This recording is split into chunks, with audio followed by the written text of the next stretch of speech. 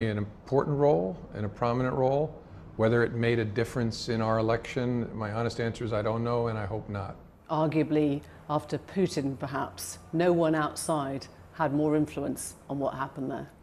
Yeah, that's the thing I hope is not true. Certainly no one had a more difficult role than the FBI, but I don't know the answer to the ultimate question. You stress how important it was for you at the FBI to remain above politics. Do you accept you didn't achieve that? Sure. I believe that we were stuck in the middle of an amazing 500-year flood of politics and political venom, really, in the United States. And I think we stayed away from making decisions for political reasons, but waves of partisan anger washed over us. And is the FBI now seen as a political organization because of that? It's definitely not a political organization to its core. The FBI has not been politicized. It's being politically attacked, which is a very, very different thing. But it's the same as it was when I was there. It's the same as it was 10 years ago. It really is a group of people who don't want any part of politics. Let's go back to July 2015. You opened that first criminal investigation into Hillary Clinton, her personal email account, as she was running for president. Do you accept that when you made that public, you crossed the line, your role changed, and you unwittingly then made your position political? I don't. In fact, I politely reject that. Because you didn't have to go public. You could have opened the investigation, others before you, Mueller perhaps, would not have gone public. No, I don't think so. That's not the controversial decision, because we began the case in response to a public referral from the watchdog, the Inspector General of the United States intelligence community. And even then, we didn't publicly confirm the investigation until 3 months later. But it was a fairly uncontroversial thing to confirm an investigation everybody already knew about that was that prominent and important. The harder decision was how to talk about it at the end of the investigation. Uncontroversial, and yet the Attorney General at the time, Loretta Lynch, asked you not to call it an investigation. Why do you think she did that? Did she not believe that you should be going public? No, she did. In fact, she had made the decision. I teed up for her, brought to her the decision, so should we confirm that we have this investigation? The whole world's already talking about it. Should we say that we have it? And she agreed, she made the decision, but then directed me to call it a matter. Why? I don't know. It concerned me, and the reason it concerned me was the Clinton campaign at that point was working very hard not to use the term investigation, so it worried me. But I decided not to fight about it because I also thought journalists would miss the distinction, which they did. So I obeyed the instruction, and everybody wrote that we had confirmed the investigation. And then 12 days before the election itself, you'd already closed it. You reopened that investigation after your team found hundreds of thousands of emails on the laptop of the disgraced Congressman Anthony Weiner.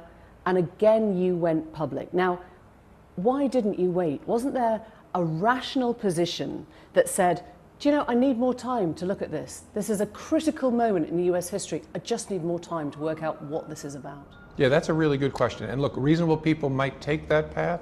My view of it was that would be dangerous and potentially catastrophic to the justice institutions in the United States. We had told the Congress and the American people months earlier, we're done here, you can rely on this, there's nothing there. And now that's not true in a huge way, and the result may change. So what do? Do you speak or do you not speak? Well, to my mind, speaking would be really bad. Not speaking would be concealing, would be covering up something that was no longer true, and that would be disastrous. Now, someone might have done what you suggest, which is, well, let's take a peek.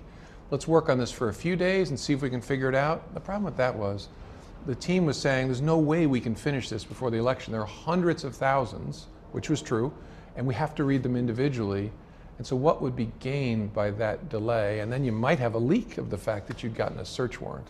Except you did choose to not speak.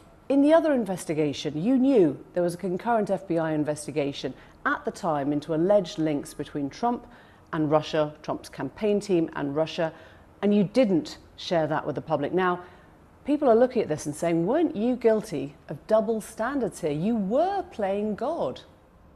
Yeah, definitely not playing God, trying to be an effective FBI director. And I understand totally why people are confused by that.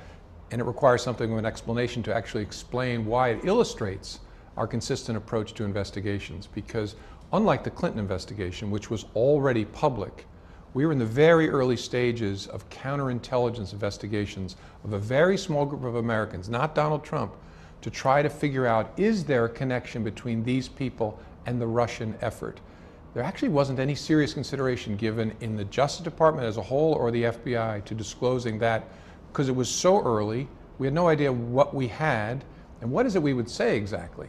We've just begun a counterintelligence investigation. There may not be anything here, we don't know. We would never say that in any circumstance. The harder question, though, was what should we say to the American people about the broader Russian effort to influence the election? That was an important question, and I believed we should say something to the American people. And it was Barack Obama who stopped you from doing that?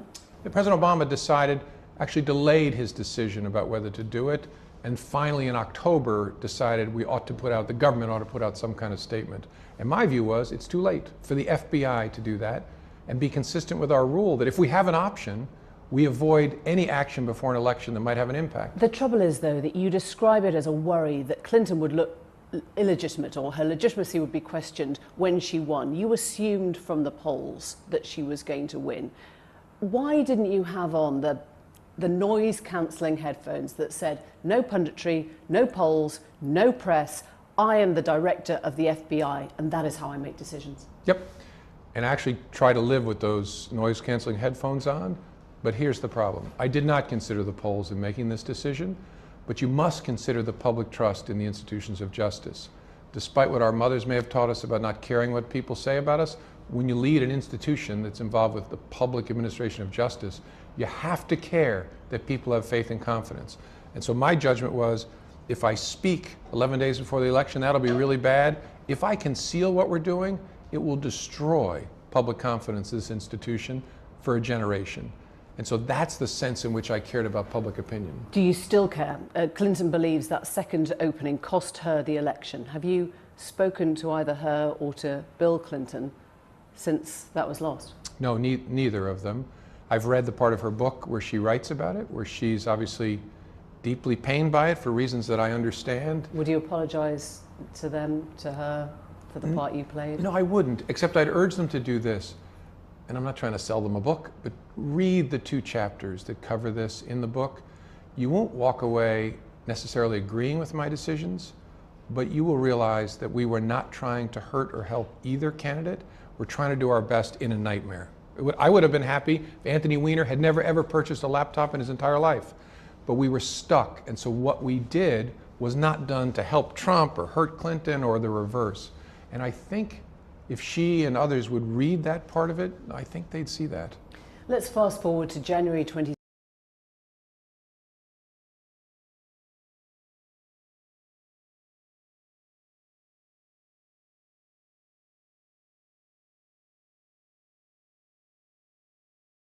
The Russian government.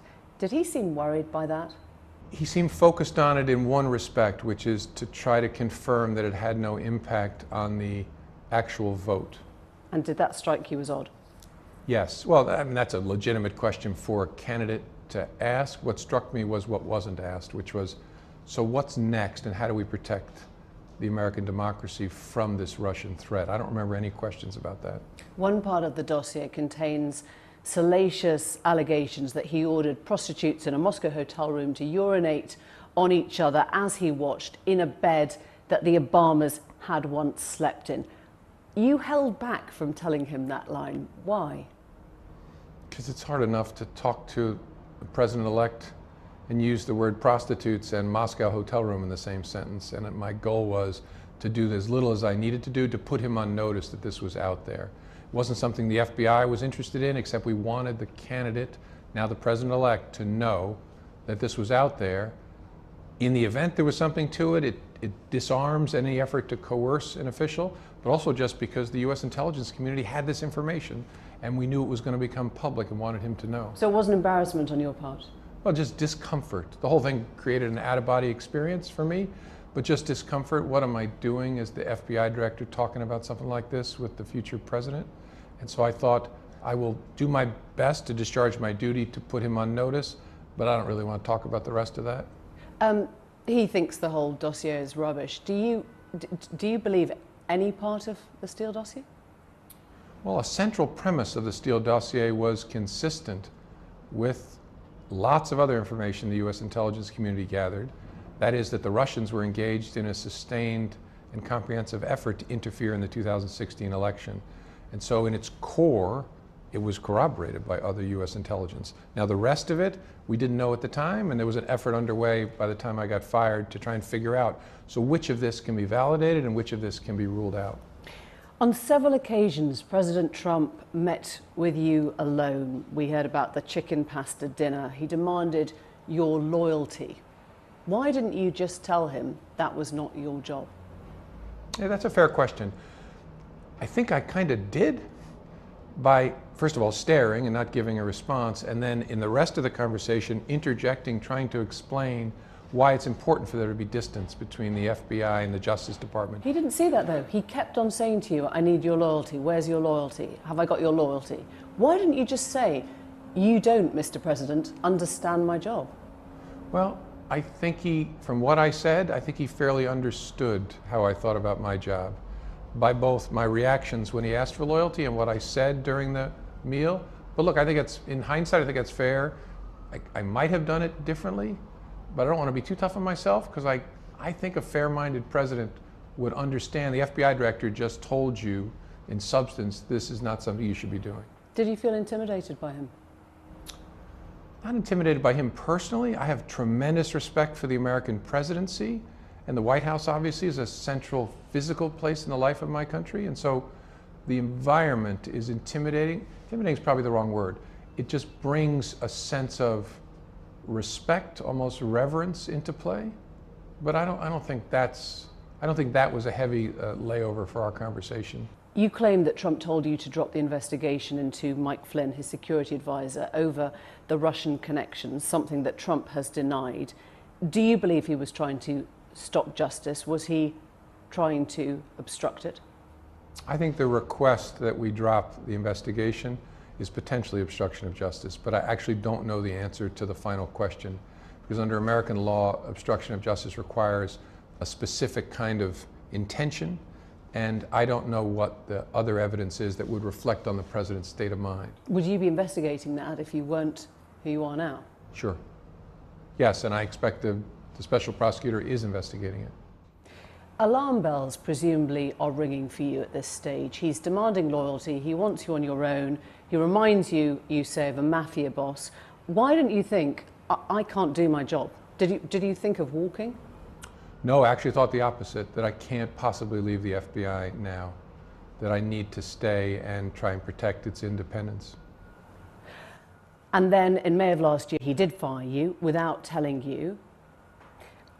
It was a moment Steve Bannon has called Trump's worst mistake in history. You kept memos of the meetings, and Special Counsel Robert Mueller was brought in to investigate. Do you think if he hadn't fired you, that Mueller investigation would not be going on? I don't know. It's possible there would still be a special prosecutor, because one of the issues that the Justice Department had told Congress they would sort out is how to supervise the investigation. So it's possible there would still be a special prosecutor, but it's hard to answer it in the hypothetical. Do you expect Robert Mueller will be allowed to finish his job? I do. Mostly I hope that he is. I do expect, because I think even if the president were inclined to fire him, he would realize both that would be a disastrous attack on the rule of law, and it wouldn't make a practical difference. You'd have to literally fire everyone in the Justice Department and the FBI to stop an investigation. And so I believe that even if Mueller were fired, that would be a terrible thing. The next will pick it up, the next will pick it up, the next will pick it up. Do you expect him to fire Mueller and his deputy Rosenstein? I don't know for sure, and so it would just be a guess. The best answer I can give you is I sure hope not. There's a lot of speculation that they might go. What do you think would happen if they were fired by Trump?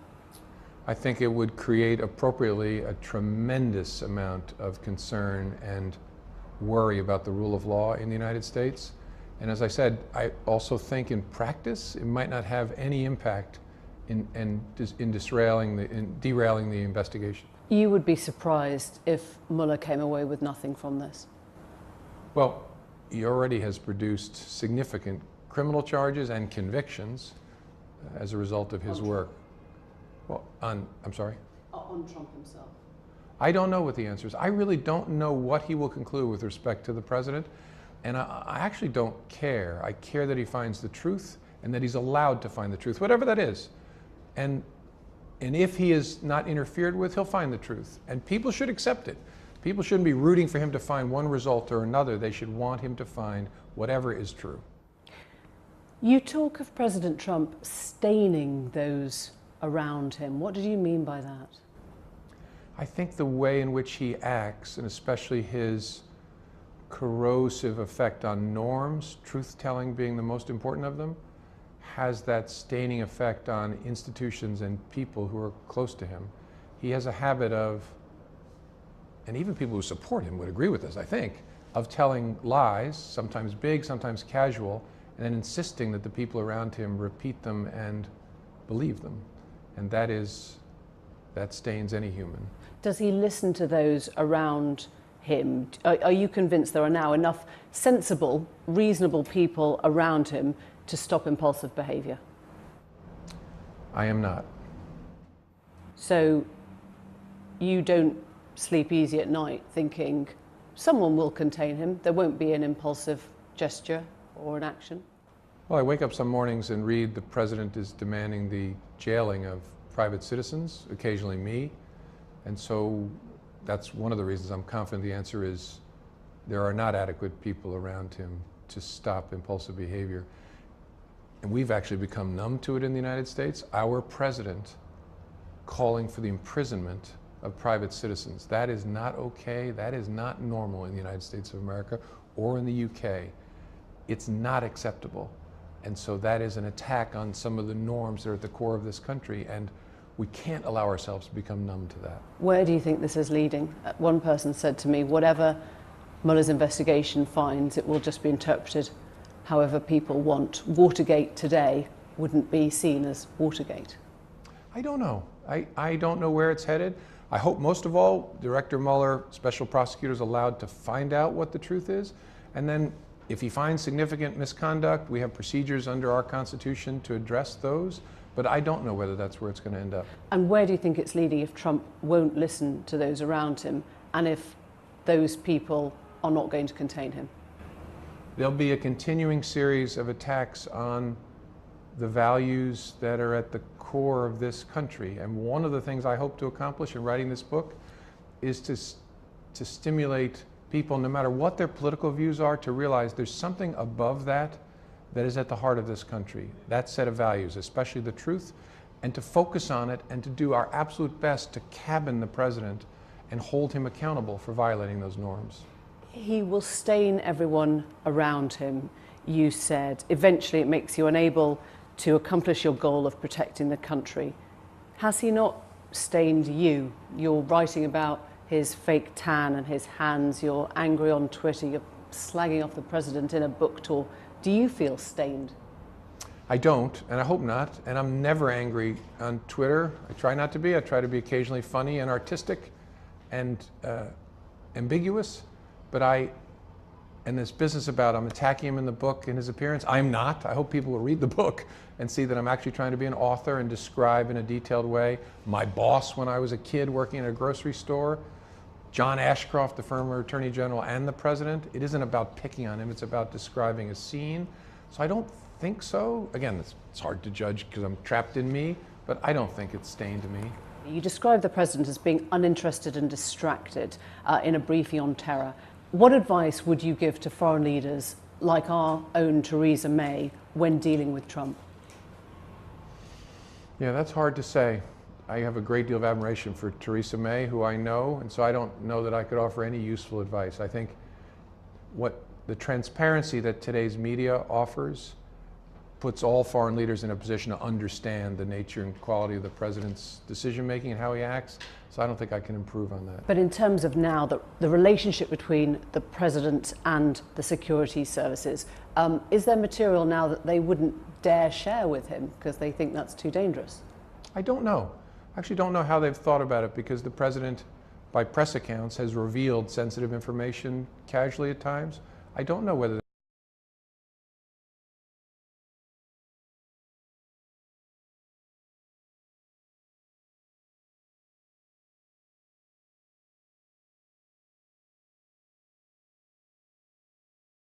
Be very careful about that because you have an obligation under our Constitution and the structure of our government to make sure the president has the information the president needs. And so you'd have to, it's hard to answer that in the abstract, but you'd have to think about it in a way you probably wouldn't have with other presidents. This is, if you like, the first draft of history, and people will interpret it the way they want. A former colleague of yours at the FBI has said you have damaged the FBI irrevocably. It's become one more institution now that the public don't trust. How do you respond to that? Yeah, that's nonsense, but I do worry that the political attacks on the organization could have the effect, if we're not careful, of undermining public trust in an institution that all parts of the political spectrum need to be competent and honest and independent, which it is. But if people don't think that, it affects its ability to do its work. And so I actually think that the decisions, the choices that we faced always between bad and worse, we always chose the least bad option and for the right reasons. And you kept notes of the memos during your meetings with Trump. You've been asked to hand those over now. What is your worry about making those public? Well, that's not a decision for me to make. I don't have the memos anymore, and so the government has to decide. The executive branch. Would you like to see them made public? I don't want to see anything done that would make it harder for the special counsel to complete his work. And so that's why it's entirely a judgment for him to make. If you step back, you say, look at Trump, his poll ratings are up, his taxes are down, he's planning on a second term, he's got credible Western allies supporting his foreign policies, he's pulled off this extraordinary coup of a meeting with North Korea. Plenty of people are saying things aren't going so badly. Look, I want the president to succeed. I want every U.S. president to succeed. If he's able to achieve a resolution in North Korea, that is a great thing for the country and the world. That'd be wonderful. I continue to have the concern I have about his effect on our core values. And so despite, I hope there's lots of successes in the rest of the Trump administration, that doesn't mean we shouldn't focus on the threat that his conduct poses to what matters most in this country, which is our values. Do you dislike him? Dislike him? No, not as a person. I actually feel sorry for him as a person. I dislike his actions, especially the attack on things like the rule of law and the truth. James Comey, thank you very much. Thanks for having me.